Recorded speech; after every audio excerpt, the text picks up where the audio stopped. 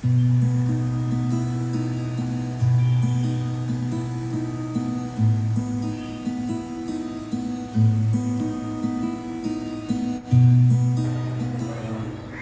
पहले खुद का एक्सपीरियंस। मेरा एक्सपीरियंस तो मेरा नाम ज्ञान प्रकाश है और मैं इलाहाबाद से हूँ, इलाहाबाद उत्तर प्रदेश से। और मैं सिनेमा के फील्ड में 5 साल से हूँ। आफ्टर 12 मैंने ये डिसाइड किया कि मैं इंडियन सिनेमा में काम करूँगा, एज एन एक्टर स्टैब्लिश करूँगा खुद को। और चीज़ें शुरू हो गई। तो 1-2 साल 2 साल 3 साल मैंने ग्रेजुएशन डन करी अपनी। उसके बाद मुझे वहाँ से FTII के बारे में पता चला कि FTII एक इंस्टीट्यूट है जो कि सिनेमा के बारे में, सिनेमा के अलग अलग पहलुओं के बारे में पढ़ाती है, सिखाती है आपको। और वहाँ से बड़े बड़े लोग निकले हैं, तो एक वो भी था कि FTII में जाना है पढ़ने। मैंने अपने कॉलेज में ही थिएटर शुरू कर दिया। थिएटर के साथ ही साथ छोटे छोटे यूट्यूब्स के लिए हमने कंटेंट बनाना शुरू कर दिया। हमारा एक ग्रुप था, उसमें हम लोग अपने दोस्तों के साथ ही मिलके चीज़ें क्रिएट करते थे, सीखते थे। तो ये करते करते एक्सपीरियंस मिलने लगा, क्योंकि ये परफॉर्मिंग आर्ट्स है। हम सिनेमा पढ़ तो सकते हैं, बट अगर जब तक करेंगे नहीं ना, तब तक वो समझ नहीं आएगा, तब तक हमारा या मेरा खुद का एक विज़न नहीं निकलेगा सिनेमा को लेकर। तो अपने ग्रुप के साथ बैठ के हम छोटे छोटे वीडियोस बनाने लगे।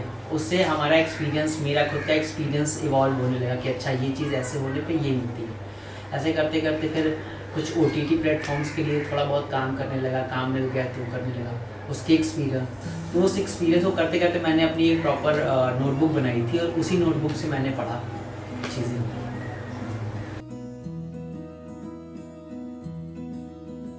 ये एक्सपीरियंस से मतलब कैसे मतलब तैयारी की, FTII से कैसे रिलेट किया? FTII जैसा कि मैंने अभी आपको बताया कि वहाँ तक कैसे पहुँचा जा सकता है। तो मैंने वेबसाइट पे जाके उनके एलिजिबिलिटी कैटेगरीज पढ़ी कि हाँ क्या क्या कैटेगरीज में को क्रॉस करने के बाद हम एलिजिबल होते हैं उन चीज़ों के लिए। तो सबसे पहले कि आपको ग्रेजुएट होना बहुत ज़रूरी है। वो पोस्ट ग्रेजुएट प्रोग्राम्स चलाते हैं सारे। एंड उसके बाद आप इंडियन सिनेमा के बारे में पढ़िए कि इंडियन सिनेमा की जर्नी क्या रही है, कैसे कैसे एरा में, कैसे कैसे टाइम्स में सिनेमा इवॉल्व हुआ है अपने आप में। क्योंकि आज का सिनेमा आज से 20 साल पहले का सिनेमा में बहुत फ़र्क था, या शायद आज से 20 साल के बाद के सिनेमा में बहुत फ़र्क होगा। तो वो चीज़ें देखिए और उसमें अपना विज़न क्रिएट करिए। आप दूसरे का सुनिए, 10 लोगों का सुनिए, लेकिन अपना विज़न क्रिएट करिए। और जो आपका विज़न क्रिएट होगा ना, वही विज़न आपको तैयारी करने में हेल्प करता है। तो वो चीज़ें रही। दूसरा है कि FTII की वेबसाइट पे ना वो प्रीवियस एंट्रेंस के एग्ज़ाम पेपर्स जो होते हैं वो उन्होंने अपलोड कर रखे हैं। तो आप उसको निकालिए, उसको सॉल्व करना शुरू करिए। आप प्रीवियस 4-5 साल के पेपर्स उठा लीजिए, उसको सॉल्व करना शुरू करिए। और एक सबसे ख़ास बात है कि सिनेमा के लिए सिर्फ सिनेमा को ही नहीं पढ़ना है, सिनेमा के लिए हमें दुनियादारी पढ़ना है। ये हमारे भाषा में बोलते हैं दुनियादारी, मतलब एक हमें समाज की नॉलेज होनी चाहिए, सिर्फ सिनेमा ही नहीं कि दुनिया में क्या चल रहा है, साइंस में क्या चल रहा है, हिंदी साहित्य में क्या चल रहा है, इंग्लिश में क्या कर रहा है, देश दुनिया में क्या चीज़ें हो रही है, क्या घटनाएं हो रही है, क्या नया हुआ। ये सारी चीज़ें हमें पढ़नी होती है, क्योंकि शुरुआत लेवल पे वो सारी चीज़ें पूछते हैं आपसे, आपकी जनरल नॉलेज चेक करने के लिए। जनरल नॉलेज कितना इम्पोर्टेंस है इस पेपर में? बहुत इंपॉर्टेंस है, क्योंकि पहला पेपर ही आपका जनरल नॉलेज से रिलेटेड होता है। आप सिनेमा में कितना जानते हो तो थोड़ी बात की बात है, क्योंकि कोई भी एक सिनेमा का स्टूडेंट आएगा तो वो सिनेमा लेके आएगा अपने साथ, अपने हिसाब से अपना सिनेमा लेके आएगा। लेकिन सिनेमा के साथ साथ जनरल अवेयर नहीं रहेंगे, चाहे हम एक्टर बने, डायरेक्टर बने, राइटर बने या कुछ भी बने। क्योंकि सिनेमा कहते हैं ना कि समाज का आईना है, मिरर है सोसाइटी का। तो जब तक हमको यही नहीं पता होगा कि सोसाइटी में क्या चल रहा है, तब तक हम उसको मिरर में कैसे दिखा पाएंगे। तो इसीलिए जनरल अवेयरनेस, मतलब जनरल नॉलेज में सिर्फ जनरल नॉलेज ही नहीं कि नॉर्मल जो GK होता है वो तो आप पढ़िए ही पढ़िए, साथ में सोसाइटी की चीज़ें पढ़िए। सोसाइटी में क्या हो रही हैं, क्या करंटली चल रहा है, न्यूज़ में क्या करंटली चल रहा है, ये सारी चीज़ें पढ़िए। उसके बाद उसके साथ साथ आप फिल्मों के लिए पढ़िए, फिल्मों के रिव्यूज़ पढ़िए एंड ऑल। FTII निकलने के बाद स्टेज रहते हैं। ओके, सो FTII का अभी इस साल के पहले तक तो 4 स्टेज में एंट्रेंस क्लियर होता था, बट इस बार से 5 स्टेज हो गए हैं। पहला आपका रिटेन होता है, रिटेन में 2 स्टेज होते हैं। पहला आपका होता है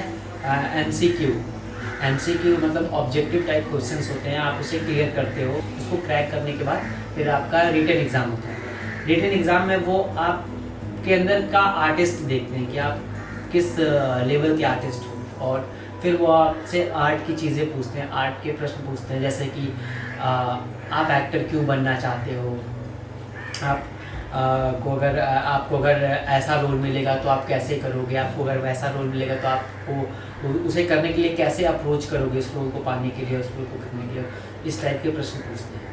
और उसके बाद रिटन अगर आपका क्लियर हो जाता है, फिर आपको ऑडिशन के लिए कॉल आते हैं। वो अलग अलग सेंटर्स होते हैं, जैसे मेरा NSD national school of drama में गया था इसका सेंटर, तो वहाँ पे वो आपको एक स्क्रिप्ट भेजते हैं हिंदी इंग्लिश का, और एक आपको खुद से तैयार करनी होती है। एक स्क्रिप्ट FTI के थ्रू आता है और एक स्क्रिप्ट मतलब 2 परफॉर्मेंस आपको तैयार करनी होती है आपके ऑडिशन राउंड के लिए, और आप वहाँ जाते हो, अपना परफॉर्म करते हो, एंड देन अगर परफॉर्मेंस आपका क्लियर होता है, फिर वो आपको मेल आती है ओरिएंटेशन प्रोग्राम के लिए। ये बहुत इंपॉर्टेंट है, सबसे ज़्यादा ये आपको उसी चीज़ में तलाशेंगे, उसी चीज़ में आपको देखेंगे कि आप किस चीज़ में सबसे तेज हो या किस चीज़ में सबसे कमज़ोर हो। 4 दिन का एक प्रोग्राम होता है, हालांकि इस बार वो 1 दिन का हुआ क्योंकि कोविड के कारण वो ऑनलाइन हुआ हमारे साथ, लेकिन नॉर्मली वो 4 दिन का प्रोग्राम होता है। उसमें अलग अलग एक्टिविटीज़ कराते हैं वो आपको गेम खिलाएंगे, आपको सिनेमा जो वहाँ के सीनियर्स हैं, मतलब जो FTI के पहले के स्टूडेंट्स पढ़ रहे हैं, उनकी फिल्में दिखाएंगे। एज अ क्रिटिक आपसे बात करेंगे कि इस फिल्म को देख के बताओ तुम्हारे हिसाब से इसमें क्या कमी है या क्या अच्छा है। और जैसे मैंने एक्टिंग के लिए एग्ज़ाम दिया था, तो मुझे एक्टिंग का तो पूछा ही, साथ में पूछ रहा है कि एक्टिंग के अलावा आपको इस फिल्म में और क्या चीज़ है जो पसंद आई, या और क्या चीज़ है जिसमें आपको कमी लगी एक्टिंग को छोड़ के। तो अगर हमें एक्टर बनना है, अगर हमें डायरेक्टर बनना है, तो उसके साथ साथ हमें दूसरा भी विज़न लेके चलना होता है, क्योंकि ये एक कलेक्टिव आर्ट है। 4 चीज़ें मिलती हैं तो एक सिनेमा बनता है। तो इस चीज़ को हमेशा याद रखना है कि हमें जो करना है वो तो करना ही है, नो डाउट, लेकिन साथ साथ सारी चीज़ों की जानकारी, एक अवेयरनेस बहुत ज़रूरी है। ये सारी चीज़ें।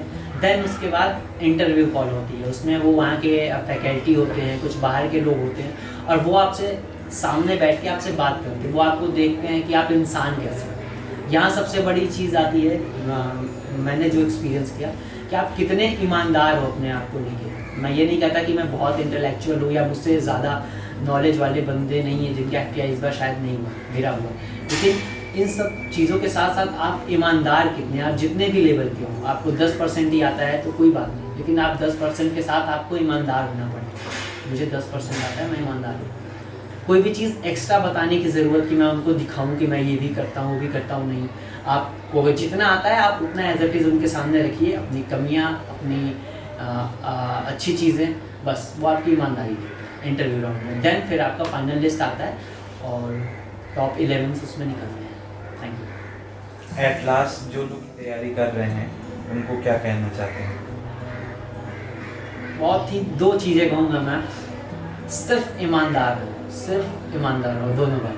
क्योंकि मैंने जैसा बोला ना कि मैं ज़रूरी नहीं कि मेरा FTI हो गया तो मैं बहुत पढ़ने में तेज हूँ या मुझे बहुत अच्छी एक्टिंग आती है, नहीं। उससे अच्छे लोग भी हैं, क्योंकि एक कहावत कही जाती है मेरे गांव में कि धरती वीरों से खाली नहीं है, बहुत से बड़े बड़े वीर हैं धरती पे, लेकिन उस जितना भी आपको आता है ना उसमें आप ईमानदार रहिए, बस।